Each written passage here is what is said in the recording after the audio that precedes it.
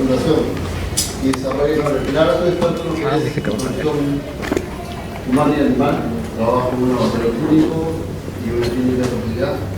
Entonces este es el tema que me lo han vinculado para que ustedes más o menos entiendan la parte esta de lo que es la fecundación. Pues, para empezar, tenemos que definirlo la palabra esta ontogenia. ¿Alguien sabe lo que significa la palabra ontogenia? Desarrollo, crecimiento, homogéneo, origen de las etapas del embrión. Origen de las etapas del embrión. Ontogenia estudia las etapas del embrión. Estudia las etapas del embrión. ¿Origen del embrión? Ajá, las etapas del embrión. Tenemos que respetarlo un poquito y la está muy ligada a lo que es la reproducción. Utiliza el concepto. Y es que la reproducción tiene varios procesos, ¿no? Primero, que la reproducción es definida por mecanismos de representación para representarse en el tiempo en diferentes tipos de transferencia de información genética. Asimismo, cuando hablamos de reproducción, tenemos que hablar de dos palabras importantes: gametogénesis y fecundación, ¿correcto? Y ello pues, engloba varios procesos. Entre ellos está, por ejemplo, el desarrollo embrionario, ¿no? Dentro del desarrollo embrionario vamos a darnos cuenta que está muy ligado a lo que es la diversidad de muchas células y el desarrollo fetal. Dentro del desarrollo fetal, pues vamos a ver que ahí es el proceso de metamorfosis. Posteriormente tenemos el nacimiento, ¿no? Llega el desarrollo postnatal y dentro del desarrollo postnatal y la nueva generación existe pues la muerte. A todo esto nosotros le llamamos ontogenia, todo este proceso, ¿correcto? Que es prácticamente como todas las etapas, todos los procesos que se dan dentro de un organismo. Está muy ligado a varios procesos que se tienen. Y es que si lo vemos desde el punto de vista reproductivo, la mayoría, dentro de la reproducción tenemos dos puntos, ¿no? El punto de lo que es la parte de la fecundación, el óvulo con los espermatozoides, que ocurre en las trompas, el falopio. Y evidentemente una vez que ocurre eso de la fecundación, los espermas con los óvulos, empieza a hacer el primer proceso de división. ¿Correcto? La primera proceso es la sindemia, por la primicia. Se empiezan evidentemente a ver los prolúculos. Ustedes pueden verificar acá, existen dos prolúculos, el prolúculo masculino y el prolúculo femenino. Luego de ello hay una serie de segmentos. Quiere decir que el ovocito, una vez fecundado, empieza la división. Reinicia su meiosis, que estaba en la fase 2, se reinicia el meiosis y empieza sus primeras divisiones. Quiere decir que el citoplasma empieza a dividirse en 2 células, en 4, en 8 y en muchas células más, hasta llegar a un estado de blastocisto. Este estado de blastocisto, evidentemente, es un estado donde ya evidentemente ha crecido muchas células. Quiere decir que el proceso de la fecundación hasta el estado de blastocisto ha durado aproximadamente 7 días. Entonces, desde que es fecundado hasta el estado de blastocisto, dura aproximadamente 7 días. Posteriormente, una vez que ya evidentemente este embrión, el estado de blastocisto, sigue creciendo, pero sigue creciendo a otro tamaño que ya se empieza a anidar en el útero, ¿correcto? Y es en el útero donde se empiezan a diferenciar unas partes importantes del embrión, que es las 3 capas germinales: el ectodermo, el mesodermo y el endodermo.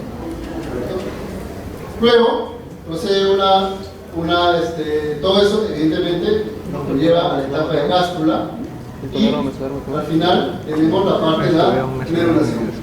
Y la neurulación evidentemente es la formación de los nuevos cordones, ¿no? de todo ya el sistema de un organismo, ¿no? Donde ya podemos observar algunos tipos de patrones espaciales y posteriormente nos llega al nacimiento, ¿no? Al desarrollo del feto. Entonces, tenemos dos fases: una etapa embrionaria y una fase fetal. ¿Correcto? Entonces, desde el punto de vista de reproducción, mucho tenemos que ver, estamos involucrados de la parte de fecundación hasta la fase de fetal. Posteriormente ya llega el nacimiento y sigue de nuevo todo el ciclo reproductivo. Entonces, toda esta etapa de la androgenia es muy importante porque dentro de esa etapa se van a transmitir muchos eventos que van a dar origen a un nuevo ser, y dentro de esos eventos puede ocurrir evidentemente algunos tipos de alteraciones que puede ser causal de evidentemente varios tipos de movimientos. Para ello, habría que sintetizar un poquito y entrar un poco ya al término de la gametogénesis. Bueno, la gametogénesis es un proceso por el cual se estudia el origen de los gametos, y en este caso tenemos dos gametos, dos espermatozoides por un lado y dos óvulos por el otro, ¿no? Además, esto de la gametogénesis encierra los procesos de las gonias, que es un desarrollo mitótico, con los citos, que es un desarrollo meiótico, ¿no? Y los gametos ya son citos de diferenciación, quiere decir que ya se empiezan celularmente a diferenciarse. Para ello tenemos que evidentemente ver cómo es que se forma prácticamente el tema esto de los gametos. Entonces tenemos evidentemente en el ovario desarrollan evidentemente los óvulos y el testículo espermatozoides, evidentemente con carga haploide. Luego que ocurre la fecundación, tenemos una carga de diploide que después evidentemente nos va a desarrollar.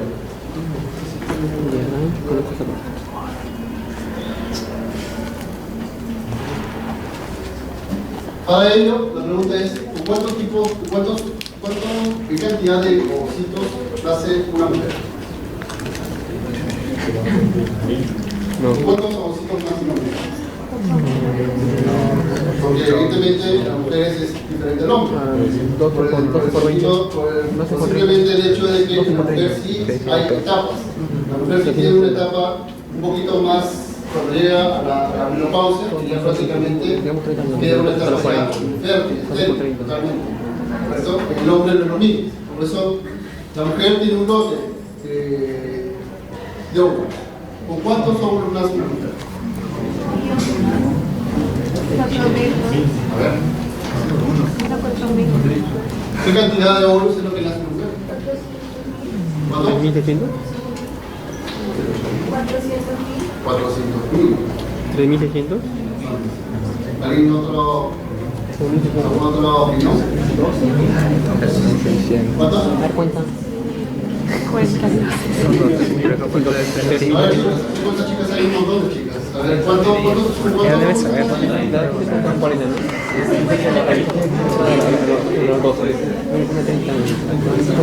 En la cabeza. 2.000, 4.000. Una mujer aproximadamente nace un lote de 50.000. ¿50.000? Y ese lote de 50.000 ovocitos, muchos de ellos ya se pierden en el nacimiento.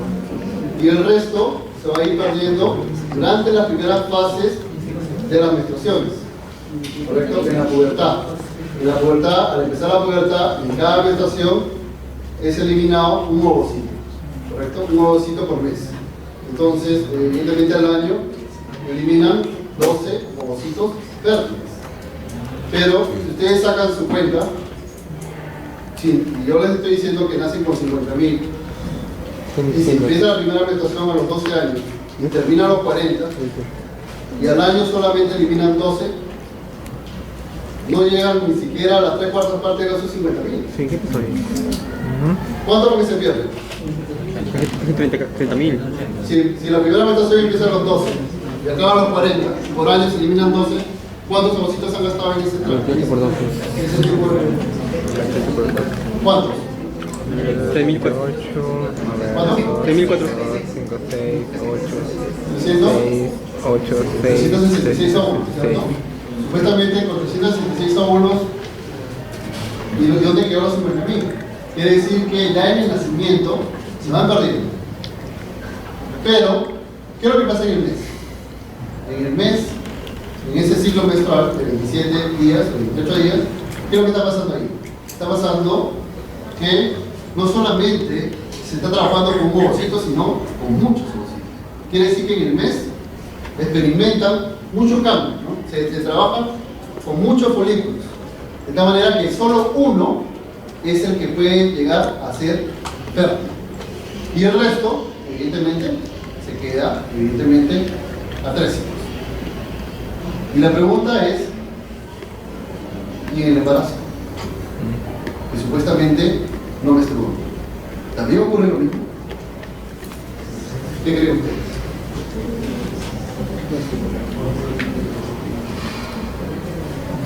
¿Qué creen ustedes? ¿Ocurre o no ocurre lo mismo?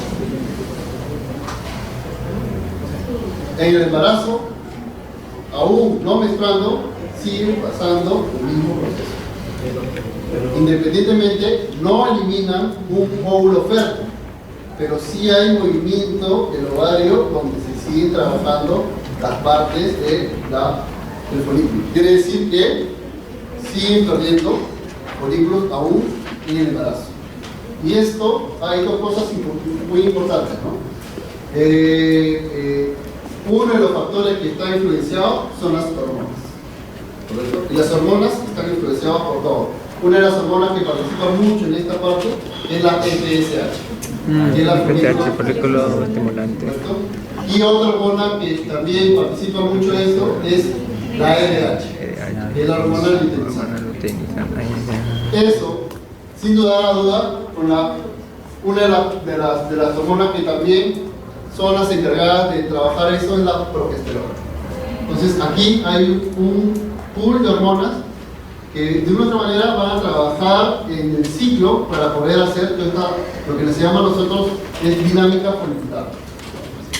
Con los espermatozoides es distinto, ¿cierto? Porque los espermatozoides, la producción de espermatozoides es de toda la vida. Aún, evidentemente, hasta después del muerto, hay indicios que se puedan evidentemente recuperar espermatozoides vivos, por ejemplo. Y ese es el caso que les cuento. Yo trabajo aquí en esta universidad, enseño en la Facultad de Biología, enseño la producción para los chicos de veterinaria también, y biotecnología para los chicos de biología. Y en uno de los casos, en la sala de cirugía de la escuela veterinaria, empezaron a hacer castraciones, ¿no? Empezaron a sacarle los ovarios a los animales, a las gatas, y los testículos a los gatitos, como parte de su cirugía. Y me toca la puerta y me dice, profesor, aquí tengo los espermatozoides, ya lo hemos sacado, perdón, aquí están los testículos. Bien, yo los trabajé en 3 horas y pude recuperar espermatozoides vivos. Haciendo un lavado de epidimo de colon, obtuve espermatozoides vivos después de la cirugía. Caso parecido me pasó también una pequeña experiencia con un dueño de un perro que le había traído de afuera, le había costado al perro como $5.000, era un perro de pedigrí, abrió la puerta a la empleada, pasó un carro y lo mató. Y ese perro, por ejemplo, era un perro que costaba $5.000 y un perro que evidentemente él lo había traído con el propósito de hacer su pedigrí, o sea, reproducirlos. Me tocaron la puerta, me llevaron bueno, lo que me contó, me dijo, bueno, yo le dije, ¿y tienes los testículos? Sí, aquí están. Por el dolor de su corazón le tuvo que sacar los testículos, llevarlo al laboratorio, a un perro que ya lo habían atropellado en la